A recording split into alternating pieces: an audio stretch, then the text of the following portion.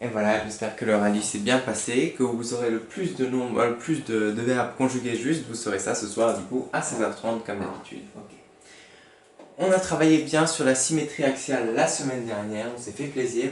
Les enfants de Madame Rubeck par contre, vous n'avez pas fait la symétrie axiale avec nous, du coup je vais vous demander de prendre la vidéo de jeudi dernier et de faire les exercices sur Classroom de jeudi dernier, comme ça vous préparera à cette évaluation que vous pourrez faire du coup la semaine prochaine. Ok? Ça vous serez super prêt, il n'y a pas de souci. Pour les autres, on va faire un petit rappel, c'est parti. La symétrie, qui vient du latin sum metron,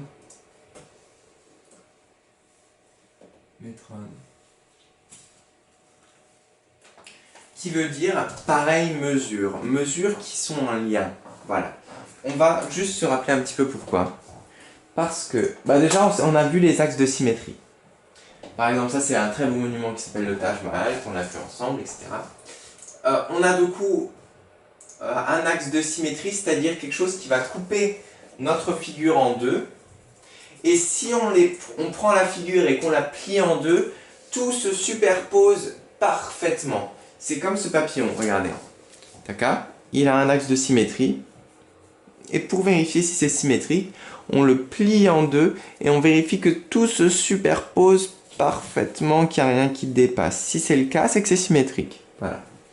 Et en fait, sum metron, ça veut dire que par rapport à cet axe de symétrie, que je fais, normalement il faudra absolument le faire à la règle, les mesures seront les mêmes. C'est-à-dire par exemple, cette tour-là, je ne sais pas si elle se trouve à 7 mètres, c'est pas possible, je sais pas moi, 30 mètres,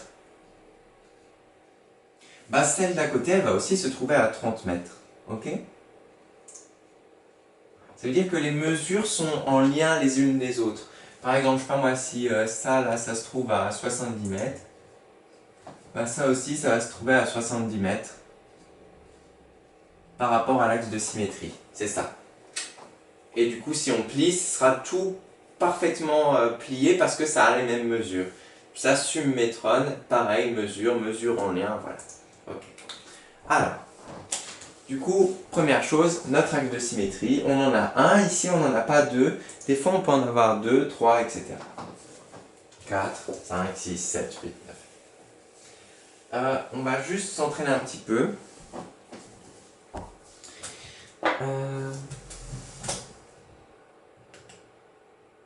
Non, on va juste faire ouais, ça. Alors,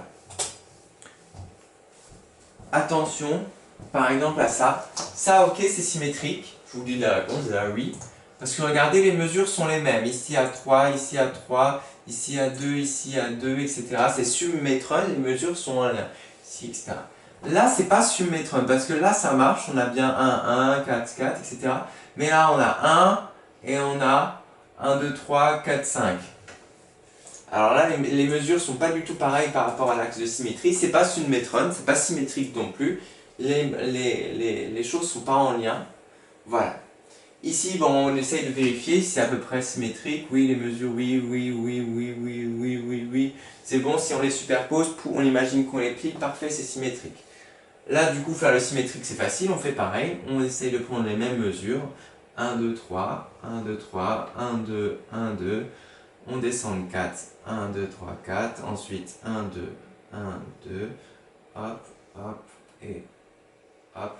Voilà. On vérifie si les mesures c'est les mêmes, pareil, on peut superposer, etc. Là, on essaye de faire pareil. Du coup, là, 2, 2. Summétron, ça veut dire mesure pareille. Du coup, essayez de faire mesure pareille. Comme si vous étiez un robot. Et voilà, et vous avez juste à tracer. Shtouk, shtouk. Moi, je fais à la main. Normalement, bien sûr, il faut faire à la règle. Et voilà, symétrique, pouf, c'est fait. Là, pareil. Et voilà, etc., etc., etc. Ok. Juste pour les axes de symétrie maintenant, il peut y en avoir plusieurs. Comme par exemple, je vais vous montrer ça. Ah oui, un truc super intéressant. Oh non, pourquoi est-ce que tu veux faire ça, toi? Espèce de cocaïne. Mais il va nous mettre sur tous les sites possibles. Non, pas les confondre. Bon, si. Je vais retourner là, c'est là où on avait la plus grosse image, on peut le faire facilement. Alors, on va du coup essayer de s'entraîner à trouver les axes de symétrie.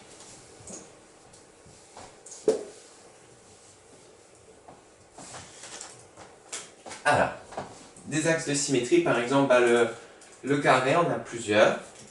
Soit que ce soit ici, on essaye de voir si c'est à peu près la même longueur. Hop, il en a un là. Il en a aussi un ici. On essaye de bien mesurer. Normalement, il faudrait que je prenne une règle et que je mesure là qui est bien la même distance. Ok. Etc. Là, on est bon. Il peut aussi se faire comme ça, hein, en symétrique.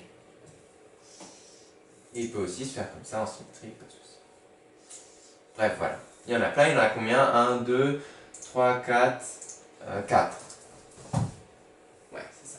Le cercle, lui, en a une infinité.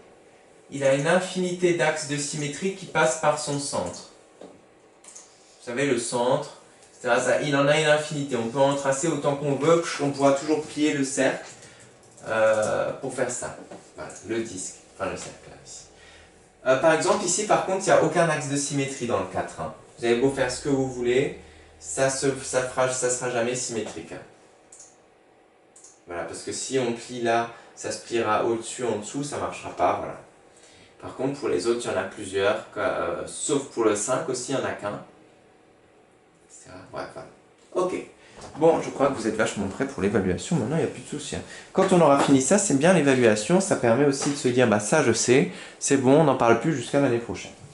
C'est ça à quoi c'est cela à quoi sert une évaluation. Alors, c'est pas celle-là, c'est pas celle-là, c'est pas celle-là. Elle est où l'évaluation? J'ai les nombres décimaux, solide. J'ai dû la laisser, bougez pas. Attendez, bougez pas, bougez pas, bougez pas. Là, ah oui, ça y est, c'est bon. Je l'ai. Ça y est. Hop là. Je vous présente du coup notre évaluation. Les enfants qui n'ont pas Classroom, qui n'ont pas d'imprimante, pas de souci, vous pouvez la faire aussi très facilement. Voilà. Alors, premier exercice. Du coup, évaluer tout ce que nous savons sur la symétrie axiale. C'est le titre de l'évaluation, je vous ai mis un papillon qui est très symétrique. Trace les axes de symétrie quand ils existent. Alors là, pour les enfants qui n'ont pas d'imprimante, il va falloir juste compter le nombre de cases et refaire sur votre cahier. Voilà, c'est pas long, hein. 1, 2, 3, 4, 1, 2. Vous mettez du coup stack, 1, 2, 1, 2, 3, 4, 1, 2, 1, 2, 3, 4, 1, 2, 3, 4, 1, 2, 1, 2, 3, 4, etc. Voilà. Vous faites ça sur votre cahier et vous essayez de trouver les axes de... Et bien sûr, il fallait que je vous spoil. Les axes de symétrie, voilà. Pardon, vous n'avez rien vu. Et pareil pour le carré, ici, qui a 1, 2, 3, 4, 5, 6 carreaux de côté. Et enfin, pareil pour cette figure qui a 2, 2, et ici 2, 2 aussi diagonale. Voilà. Et tout ça, ça vous fait 9 points parce qu'il y a 9 axes de symétrie à trouver. Si vous trouvez les 9, vous avez donc 9 points. Voilà. Bon courage à Alam et Amina qui n'ont pas d'imprimante. Courage, vous allez y arriver, ça va être sympa. J'ai confiance en vous, je vous donne plein de courage par la pensée. Ensuite, exercice 2, écris les lettres des images qui sont parfaitement symétriques. Il y en a qui sont parfaitement symétriques, il n'y en a pas du tout. Ok? À vous d'écrire les lettres des figures qui sont symétriques. Là, on a A, B, C, D, E, F, G, H, I, J. Dites-moi lesquelles sont symétriques. Et du coup, il y en a combien qui sont symétriques? Il y en a 4, à vous de les trouver. Les images figures symétriques sont... Là, vous mettez lesquelles, et ça fait 4 points. Okay. Ensuite, nous avons... Choisis le bon symétrique. Alors là, pareil, on a ici le début de la symétrie, et il faut dire lequel des deux va là, pour que ce soit symétrique. Okay. Pareil là, il faut mettre lequel des deux va là pour que ce soit symétrique. Ici, lequel des deux va là pour que ce soit symétrique. Ça vous fait 3 points si vous arrivez à les trouver à chaque fois. Okay. Du coup, vous mettez, pour ceux qui n'ont pas d'imprimante, pas de souci, vous mettez figure 1, double point, soit 1, soit 2. Figure 2, double point, soit 1, soit 2. Figure 3, double point, soit 1, soit 2. Voilà. Et enfin, Le dernier exercice, ça c'est sur 3 points. Enfin, le dernier exercice, ce sera un bonus. Pareil pour les enfants ici qui n'ont pas d'imprimante, pas de souci. Il suffit juste de faire un rectangle. 2, 1, 2, 3. De 13 carreaux ici. Ok. Ok. Et de combien en hauteur, je vais vérifier.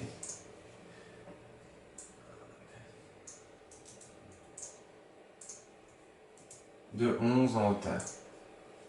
Du coup, faites juste ça dans votre cahier du jour. Faites juste ce carré. Essayez du coup de refaire le symétrique de cette figure. Voilà. Du coup, voilà, pour que ce soit symétrone, que ce soit du coup les mêmes mesures. Voilà, je vous laisse faire ça. Et enfin, pour ceux qui ont fini, vous pourrez faire ce magnifique papillon. Voilà, en symétrique, pareil pour les enfants qui n'ont pas d'imprimante, pas de souci, vous pouvez faire ça dans votre cahier du jour. Puis ça vous fera un magnifique petit papillon, voilà. Du coup, maintenant pour le barème, pour les enfants qui ont 4 points ou moins, c'est assez bien. Pour les enfants qui ont assez bien, presque bien, c'est 5 à 9 points. Pour les enfants qui ont entre 10 à 14 points, c'est bien. 15 à 17 points, c'est bien, presque très bien. 18 à 25, c'est très bien. Et 25 points, c'est dépassé. Et du coup, je vous ai mis une image du Taj Mahal qui est symétrique, très jolie. Voilà. Bon courage à tous pour cette évaluation. Je mets juste encore un petit peu pour les enfants qui n'ont pas Classroom. Et on se retrouve tout de suite pour l'histoire. Alors, 1,